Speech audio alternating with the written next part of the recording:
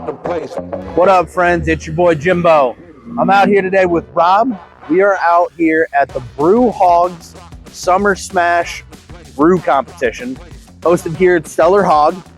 Now, what this is a home brew club called the Brewhogs. We were invited out here by Giovanni, the founder, to come take a look at, film their Summer Smash homebrew competition and festival. Now, what makes this unique is that it's a SMaSh homebrew competition.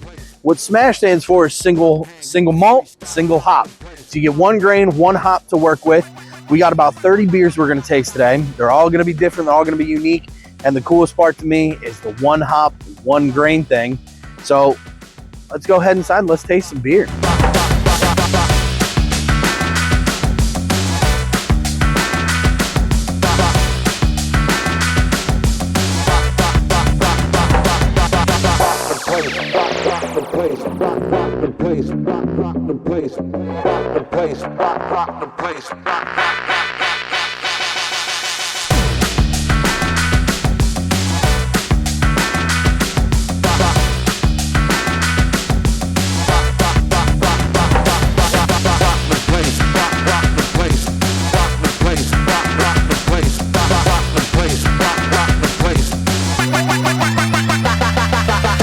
Our first SMaSh festival. Awesome. We're just kind of going down around. Giovanni invited us out here to kind of talk to you guys. So what are your beers today? So me and my wife are pouring 4 beers, and so we haven't set up our sign, but we call ourselves Pine Tree Brewing Company. And so this is a SMaSh competition, so single malt, single hop, but we could pour a non-SMaSh beer. So my SMaSh beer is Best Bitter, British Best Bitter, and this was entered in the bottle comp. And then I have a double dry hopped New England IPA. It's a big one. So how long have you been with the Brewhogs? Been in the Brewhogs since early 2021. We joined during COVID. We were doing everything online, and it was a great outlet for us when we were kind of going crazy that winter. Is that what kind of when you started brewing, or have you been brewing prior to that? So I brewed a long time ago before I got married in the late 90s, and then once we had kids, I kind of stopped and didn't get back to it, and then COVID got me back brewing again. Okay. And then my wife's got 2 really excellent beers. She has her SMaSh beer is a cream ale. Cream ales are typically associated with corn, but hers obviously is a single malt. She didn't make it with any corn, but it has a really, really nice flavor. And then she has a Berliner Weiss that's flavored with lavender. Awesome. Yep. So we will be back by when you guys are ready to pour. My wife right here. How you doing? My name is Jim. I'm with One Beer at a Time. Giovanni invited us out here to kind of cover this festival a little bit. So your husband told us a little bit about your beer, but if you want to kind of give me your own words about it. Yeah, sure. Well, I'd love to tell you about Flower Power. That's a special beer that we brewed with female Brewhogs. So we had a night where we all got together. It was International Women's Brew Day, and we made this kettle sour Berliner Weiss. So added a little bit of lavender touch, keep it a little feminine, but it's a nice, light, crushable beer, very effervescent. It's great for a hot day like today. That's so. The SMaSh beers, are you allowed to add what? So is that your SMaSh beer, the lavender? No, that's just what the other thing you're pouring. Okay. Beer, and then my SMaSh beer is a cream ale, and I took a little bit of a chance on that because a cream ale is traditionally brewed with corn. Right. And so I think, some people get kind of locked into those recipes and kind of, afraid to stray from things that are traditional like that. But I took a chance on it, and I think it turned out really great. No discernible difference, I would say, from the corn diener there or not. We adjusted the recipe slightly to have the right sugar balance so that it came out with that crisp, light character that a cream ale is supposed to have. So are you guys allowed to add anything to your SMaSh beers, or is it just the hop and the malt? It's very small percentages of correcting malts. I think it's 1% is allowed of 3 different correcting malts that are just there to maybe correct the pH or to add maybe a little bit of color, but that's it. Now, what we think is really cool about our SMaSh competition is that it encourages you to experiment with grain techniques that you may not have done before. So you may have just relied on buying specialty grains from the malt shop, but when you're in a SMaSh competition, our SMaSh competition allows you to modify your own grains. So it pushes people to learn how to roast their own malts. Last year we smoked a malt, actually to make a smoked beer. You can learn how to make your own crystal malt, which is a malt that has kind of started the enzymatic process in it already. That's basically like the syrup that you would buy at the malt shop, right? A lot of the crystal Well, yeah. I mean, there are candied syrups that are liquid that you add, but then there's also crystal malts, which are roasted, and they have able to add that body and that sweetness because the grain has already started its process. See, that's why we come out here, because we're just like a bunch of idiots that love to drink and taste beer. So we're out. That's part of why we're out here. We're out here to learn a little bit more about beer, bring more about beer to the people. So you guys think you'll be ready to pour soon? Yeah. Okay. I mean, I think they said technically we're not allowed to. I don't know that I think if we have special press pass. I think I don't know if we're allowed. I think maybe we're allowed to get. Yeah, he did tell us to come up here and start drink, but I mean, I think it's you guys are doing. You probably want to be here having these conversations when there's not a lot of people. Yeah, that's kind of why we got up here when we did. I mean, we can get Tom to test these stems here, of course. Last year, I was not able to put steak and tear down. I can understand that. I think as someone that was helping with the festival, people were giving me extra tall pours. That was not a good. Well, we've gone down. We're friends. Are you familiar with Four Brothers Mead at all? I've been wanting to go there. So we're. Can you guys do another sample interview while I take a picture? Yeah, absolutely. Okay. So. Well, so now that I've got it in my hands, I'm going to go ahead and taste it. So it's a lot more crisp than I was expecting out of like kind of a cream ale. That's Well, I'll tell you what. Cream ale is a hard style to brew for competition or for pouring because people hear cream and they think creamy. They think it should have vanilla and all these other things, and they think dreamsicle. And a traditional cream beer is a lawnmower beer, light, crisp, clean body, just really refreshing. So the name, I've heard some discussion of where the name came from, and it was thought that at the time, the cream ale was competing with some of the European lagers that were really popular. And the cream ale was an American style. And they had a bunch of corn available. So they threw some corn in there and they said, we want this to sound fancy. Let's call it a cream ale, like cream, like luxury. Yeah. But it's not creamy. Creamy is nowhere in the style. Well, I mean, I'll be honest, as a younger drinker, that was one reason I never tried anything called a cream ale, is because it didn't sound like something appealing in summer, but this is lawnmower. We talk about lawnmower beers a lot on our podcast, especially being summer. It's hotter than hell here in St. Louis. And one of the best treats you can have when you finish mowing the lawn is a nice cold, crisp beer. And I love that you guys are doing something that falls in line with that. A lot of, breweries are starting to, because for the longest time, everything was about hop. How hoppy can you make a hop bomb? Right. And I mean, this is fantastic. I know it's only beer one, but I think we're in for a great day. I really do. For sure. Well, thank you very much for your time. We'll be back around. You guys do the podcast? I'm just taking some pictures of you. Oh, okay. It's a Berliner Weiss. It is sometimes called the gateway sour. So if you're really not into sour beers, this is kind of but it is a sour. This was a kettle soured beer. So it's a 2-stage process. You actually keep it at a low temp with lactobacillus. It does the souring when it hits your target pH, target level of sourness. Pull it out, you run it through a boil, and then you hit it with the ale yeast for a second fermentation. So it's technically considered a mixed fermentation beer. I would definitely say this is about my limit on a sour. Like, I like the flavor. I like the flavor on that. Like Alpha, who is sponsored, does a lot of sours. We're not sour guys. This is really good. This hits. I like Gateway Sour because this kind of hits you right in the middle of like, okay, we're headed there, but I haven't dove fully into a sour beer. Yeah, I'm not huge on the big thick fruity sours either, but this is just crisp and refreshing. Yeah. I don't like anything that hits your palate and you pucker up. I don't like puckering in a beer. Yeah. I'm in this for enjoyment, not Shock value. I'm not trying to trick myself into eating a warhead, Well, again, thank you very much for your time. Thank you. We'll be back around. We'll grab that best bidder in a little bit. Thank you very much. Yep. And do you guys have like a brew name or like you call yourselves or anything like that, or just Nate and this is what I brew? Nate, he actually has a brewery name. I'm still working on that, but yeah, just a regular home brewer, St. Louis Brewhogs.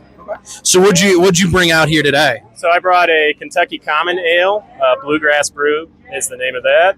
An IPA, American IPA with Idaho 7 hops. It's called Idaho SMaSh. And then Taco Tuesday, which is a Mexican cerveza. So my co-host Joe is actually going to be really pissed. We just learned what a Kentucky Common was. We were out at kind of how we wound up here today. We were out at Steampunk. Yeah. And they have a Kentucky Common that we do. Absolutely loved. One of the owners out there is the one that connected us to Giovanni, and they invited us out here today. Okay. So I'm actually really excited to try your Kentucky Common. Yeah. Because it's from what I understand, it's a very old beer style, but it's also a new beer style. Nobody really Funny is story doing it. on that. Originally, it was going to be a cream ale, but I was like, man, this is coming out a lot darker than I thought. So I entered it into the contest as a Kentucky Common, and it's very similar to a cream ale, just on the darker side. Yeah. So Okay. So are you able to pour us up some taste real quick? yeah, for sure. Fantastic. So it's just a actual pale malt, if you're surprised, and then hops with Saaz hops. Very small amount of Saaz. It's an ounce and a quarter. That's why I love these Kentucky Commons, because it looks like a beer that I'm going to hate on a 95-degree day. I know. And it just, they come out so crisp. Right. That is good. That is really good. Refreshing. That is really refreshing. Isn't that really cool? Yeah. That dark beer, that amber color, you think your mind automatically goes to that. Yeah. I mean, I if that was on tap anywhere, I would drink. That would be my patio beer this summer. I mean, honestly, that's kind of one of our things is what's our summer beer this year. You know, I mean, we do a podcast about beer, so I'll drink everything. But kind of this year, Montucky Cold Snacks has been like, it's just anything crisp. And I like the more brewers. I love seeing home brewers doing these crisp kind of summer beers and getting away from the how much hop can I shove into shit. Because I'm a hophead. I love my double IPAs. I love all that stuff. It was in fad. It's a trend, and then it's kind of shifting. Now the sour's the new thing. Yeah. And you know, I'm not a big sour guy. I don't know about you guys, but Yeah. you know, like I don't want to. We were talking to them over there. I don't want to pucker when I drink my beer. I want to take a sip of beer and go, refreshing. Exactly. Oh. Rob, you got any other thoughts on this one? I really liked it. It's really refreshing. Light finish.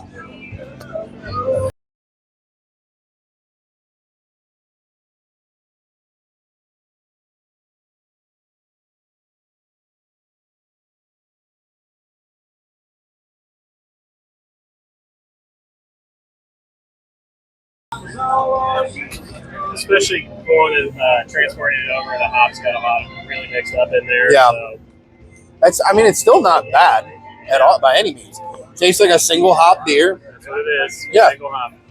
Idaho 7, which is one of those older hops, you know. Yeah. Goes in a lot of the older IPAs when they first came out. Yeah. Now, I like my IPAs. See, don't get me wrong. I love a good IPA. I love a pale ale, but it's when I got into craft beer, 2013, like when ITAP first started, all that. Everything was like, how hoppy can you make a beer?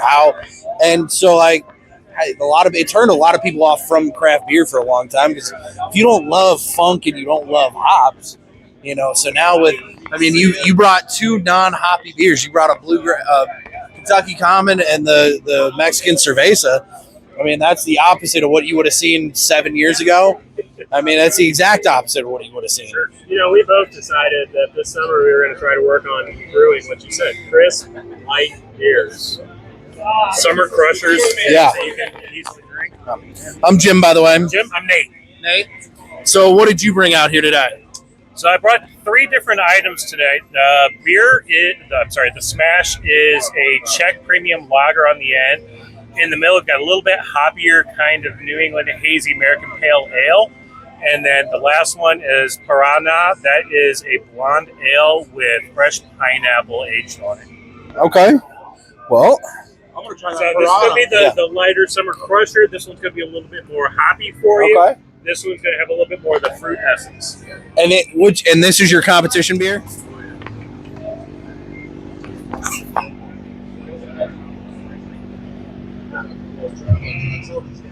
Yeah, for our Sandy Valley and Wild Sun episodes, I'm gonna need to find a makeup artist to cover the cover the sweat on my head. For sure. So what's are you guys doing this live streaming or? So we're shooting this. So basically, what we're doing a lot this summer is kind of trying to do a travel channel style show. Okay. So we went out to Steampunk. We've been out to Iron Hops. End of this month, we're going down to either Sandy Valley or Wild Sun. But like we've got 2 weeks in a row. One's Sandy Valley, one's Wild Sun, both down in Hillsboro. They're going to take us on tours to their entire property. Kind of our idea that we're trying to put together is, I mean, there's enough TV shows to go to restaurants and shit, eat food. You want to go to breweries and distilleries and try beer and spirits. Yeah. Sandy Valley is nice, beautiful area, and great team there. We went and did a club road trip and treated us really well. Had some great beers and it was a good time. So, They've already told us they're going to take us around the vineyard, take us around the property, give us the whole tour. So my co-host, who's out of town this weekend, was the GM of 9 Mile Garden for a while. So we got to meet a lot of the reps, a lot of the owners of different places. And we started just talking about beer like 4 years ago. During COVID, we were bored, so we just buy a bunch of random beers and go over to each other's houses when we weren't allowed to go anywhere else. And just drink beer, and we're like, well, fuck, let's record us talking about beer. So self-plug, what's your podcast and where do I find you? So we are One Beer at a Time. Find us on Instagram and YouTube, One Beer at a Time podcast. Pretty simple. And we'll probably share this to the Facebook page. We'll send links to Giovanni so you guys can all find it. It's Nice. Appreciate you guys coming out. yeah. Hope you enjoy some beer. Parana or Parana blonde ale with fresh pineapple.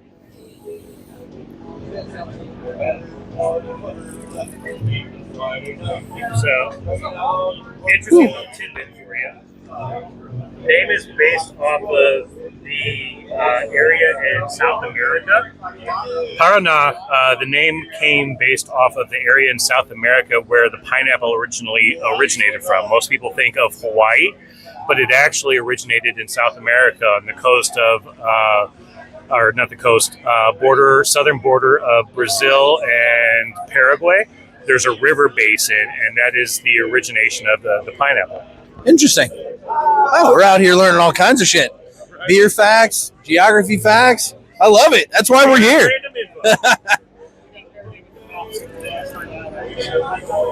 Yeah, that's another beer I could drink a lot of.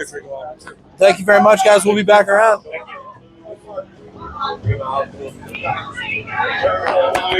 you doing? I'm Jim with One Beer at a Time. Hey, nice to meet you, Ryan. Ryan? So, you guys have a brew name or just... I'm the Outlanders Home Brew Club is the club that I pour with. Okay. So I started it back in, 2019, and then we had our first meeting, and then we had a snowstorm, and then COVID. So you probably had a lot of time to mess with some recipes during COVID. Yeah, for sure. So what'd you bring out here today? So I got a New Zealand Pilsner, and then I've got a hoppy blonde ale. So Okay. I want to try that Super Smash Brothers. I like the name. all right. That's a good name. Is Super Smash Brothers which one is Super Smash Bros? That's the New Zealand Pilsner, and that's the smash beer that I entered. Well, yeah, let me go ahead and try your Super Smash Bros. New Zealand Pilsner. Yeah, came to me that way. I figured it's probably just Pilsner Greenville, and then a hop called Superdelic. It's a New Zealand hop that I never really heard of until I found it. So what makes it a New Zealand Pilsner? Is it just the ingredients you use? The hops from New Zealand. Okay. Right on.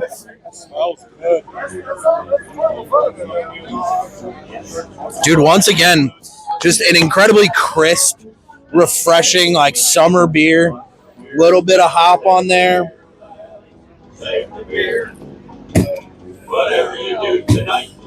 Fuck, man, I don't know how I'm supposed to vote for any of this shit. I know.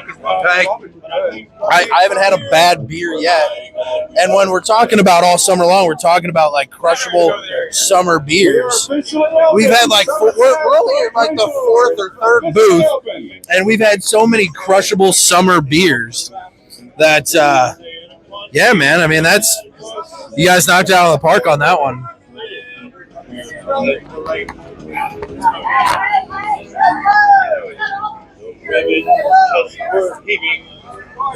you doing? I'm Jim with One Beer at a Time. Nathan? Right on. So what'd you bring out here today? Do you have a brewing name or anything like that? Just my last name, just Buckner Brewing. Okay. So what'd you bring out today? Got a American Pale Ale with Mosaic, and then a double IPA with Brew 1 hops. Well, if you don't mind, we'd like to just try some. Try them both if we can. Yes, please. Here, I'll reach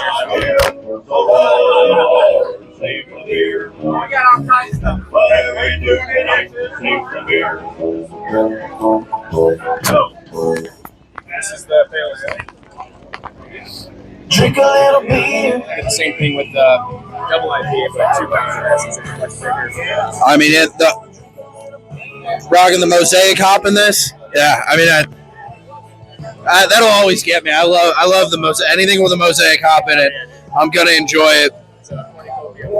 Yeah, and that toasted malt, you can smell that toastiness.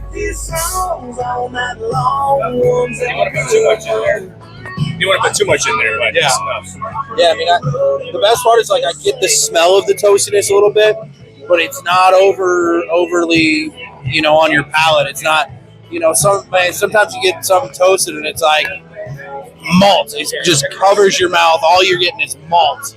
And I mean, you balance that really nicely. Like I said, man, I mean, and Giovanni told me that you guys were some phenomenal home brewers, but like everything we've tasted down the line so far is just any one of these. If I found them on tap at a bar, nothing would shock me. I mean, this is fantastic. We're gonna have to come out to more of these events. Joe's gonna be jealous he wasn't able to make this event. Well, if you don't mind, I'd love to try your other one as well. Where are you guys from? St. Louis. Yeah. So, kind of our whole thing, just like everybody else took something up during COVID, we just started drinking beer and talking about it on a podcast. And in the last few years, we've started going to breweries and touring. So we've been out to Iron Hops, Steampunk this year, a few other breweries this year. We've got 3 more tours lined up this year. Before my little one comes, my wife's doing about 7 weeks. So we're trying to get as much content in as possible before I'm stuck at home a little more often. Yeah. Have a big time tonight. That's right. We start pouring a little bit less because that's 9%. So. Ooh.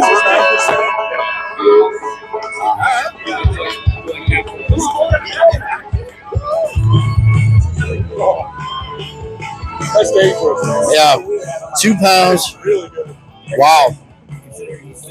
It doesn't taste like 9%. No, it doesn't. It's very soft, very rounded. That's from the toast and other thing. I get a little bit of that toastiness on the back end as I'm finishing it. Huh? Yeah. Nope, not on the microphone. That's that 9% talking. Well, thank you very much. Do you want me to throw one of your tickets in? Throw one of my tickets in on that. Which one? The Super SMaSh Brew 1 Up double IPA. Yep, I named it after the hops. Wait. Hops. And it's a Super SMaSh because it's a 9% SMaSh beer. So. Oh, that's fantastic, man. Hey, what's going on? Gentlemen, how we doing? So, this is Giovanni. You're the founder of Brewhogs, correct? Absolutely. Well, thank you very much for inviting us out here today. So, what'd you bring out here today? What do you got going on? I got 2 interesting beers. I try to bring something most people haven't had before. So the first one I've got is an Australian sparkling ale called Cranky. It's called sparkling ale because it's like an English pale ale, but English pales are known for being flat. very, very flat, cast ale. So what the Australians do is they carbonate it like a normal beer. So people think it's like champagne. It's not. It's just a normal beer, just sparkling for an English beer. And then it uses a hop that is sort of the pride of Australia, and it's called Pride of Ringwood. So it's like an English pale ale with a unique hop. The second one is a little more advanced. It's my take on a Flanders red ale. It's called French Tickle, and it's a Belgian red that I double ferment it. Started with a little Philly sour yeast to get just a hint of sour, and then I used a Belgian ale yeast to kind of finish out and give it some of that those phenolics. But it's aged 6 weeks on French oak, and it's also brewed with tart cherry juice in secondary. A lot of it, over a gallon of tart cherry juice. So it clocks in about 8.2%. Damn. I mean, again, home brewing. He's aging on French oak for 6 weeks. Yeah. I mean, that's not home brewing. That's something altogether different. But I mean, I'd love to go ahead and try both of them. Absolutely. You got a glass for me? Yeah. What do you want to try first? So here, we'll go ahead and try. We'll try Cranky to start. Yeah. Like I said, very much like an English pale. It's got just a really different of a hop character. That's mine. And this is going to be the French thing. They got a little shaken up on the way over here. So they're a little cloudy, but they'll settle down. That's about 4.5%. That's 8.2%. Let me get a whiff of that real quick.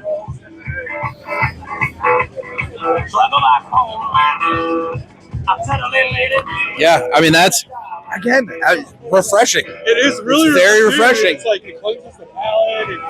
The finish is nice. I like that English ale taste with the extra. Because you're right. I mean, anything you get those old traditional English ales are, I mean, Guinness is kind of the same way. I love my Guinness. Part of why I can drink it so fast is, there's nothing in there. You just knock it back. Yeah, English pale malt, London free yeast, and Pride of Ringwood hops. Holy shit. That's the French dude. Now, anytime I see the word sour, I'm always a little hesitant. Holy shit. That's... Rob, you got to taste that. Slightly sour. Yeah, that is... I didn't kettle sour. I didn't do any of that. I just used the Philly sour yeast up front to give it a little more sour. I mean, that is... I'm at a loss for words on that one. That is not what I was expecting on that. Again, I don't. I mean that. You know what? That almost reminds me of like some sort of cherry soda. It's again like not something I would think would be a great summer beer, but that it almost tastes like you're drinking some sort of cherry Sprite drink. That's. I mean that's. What hits the palate because it's got a little sour, it's a little tart, it's a little sweet, and then it's got a little heat because it is 8%. Yeah. Damn. Oh, Giovanni, I mean... Are you going to throw a ticket in? You know what? I can throw my ticket in, but I got one left. I'll tell you what. Like you said, it's not a true full-blown sour, but I didn't think I'd put my tickets in for anything with sour in the name. That is just so mind-blowingly not home brewed. That I mean, I've said it to a lot of guys today, but if that was at any bar, any brewery, no way in hell would I believe you made that at home. Yeah, I mean it. Well done, sir. Well, I got to tell you, man, it constantly surprises me the quality of beers coming out of St. Louis in the home brewers. So, yeah, and that's kind of why we even started this podcast. Without even knowing the home brewing scene, I feel like other than the king of beers, St. Louis gets overlooked for its beer scene. And we have some of the best breweries in the country. We really do. And you guys with all your homebrew work, shit, I mean, you guys... Some of these beers can take down some of the breweries I've had around here. Well, what's interesting is today it's all home brewers. Yeah. We do a lot of the festivals where it's a mix of commercial home brewing. And I can't tell you how many times people come to us and go, we're sticking in your guys' tent. We're sticking with the home brewers. because it rivals all the commercial breweries. Nothing against, we have some great commercial breweries in St. Louis. But I got to tell you, the home brewers really step up and do a great job. We do, but I will say, I understand that it can be a little hard to maintain quality when you're doing that much. But I mean, I'd be sticking with you guys at one of those events. I mean, well, follow us because we do a lot of pouring events. Fantastic. We will be at more. I think he already followed you. We'll be at more events. Giovanni, again, thank you very much for coming out. having us out here. You guys too. All right, appreciate you. Thank you.